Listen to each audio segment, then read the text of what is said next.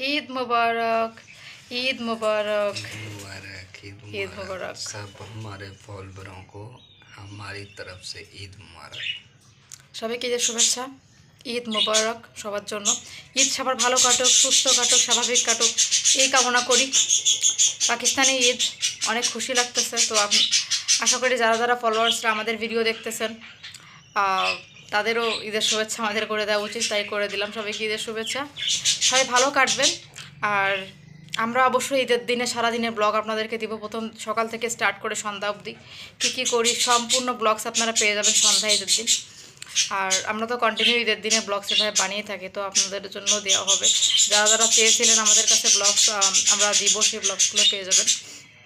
আর उसके लिए हमारे स्टेशन को पहले सब्सक्राइब कर लेना, ठीक है से যারা যারা সাবস্ক্রাইব করেননি করে ফেলবেন, সঙ্গে থাকবেন ताकि हमारा न्यू कोई भी वीडियो आप तक पहुंच जाए।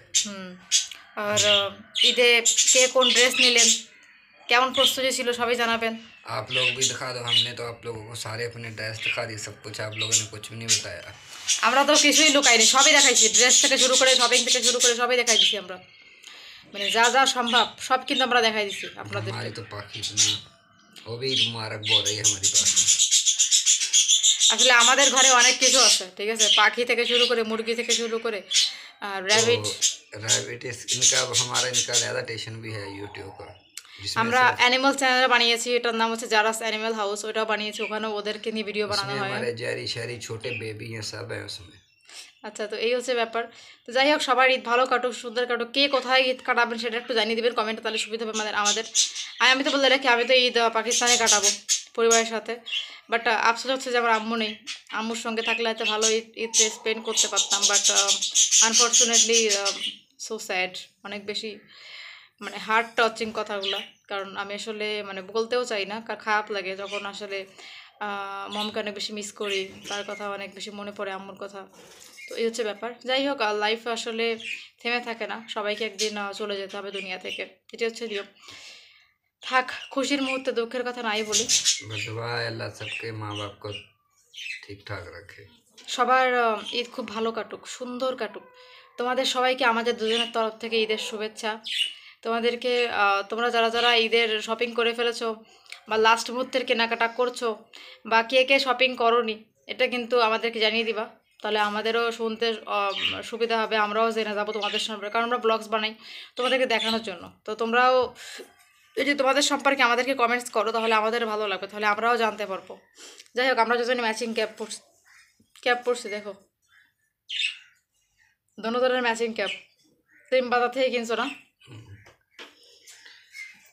ওরা আসলে আর্মির ক্যাপ ট্যাপ সব অনেক পছন্দ, আর্মির ক্যাপ, আর্মির জুতো, আর্মির ড্রেস অনেক বেশি লাইক করে, মূলত আর্মির সব কিছুই পছন্দ। সো এই হচ্ছে ব্যাপার। এবার ঈদে আমাদের খুব বেশি প্ল্যান নেই, কেন জানি না এবার ঈদের আগে খুব একটা খুশি লাগতেছে না, আগে অনেক খুশি লাগতেছিল গতবার ঈদে। এবার ঈদে আমার কাছে কেমন জানি একটু কেমন জানি লাগতেছে অন্যরকম। যাই হোক, বুঝতেছি না কেন এরকম লাগতেছে, মনের মধ্যে একটু কোথায় জানি, মনের এক কোণে যেন কোথায় যেন স্যাড একটা মোমেন্ট এইবারও শুরু করে দেবে।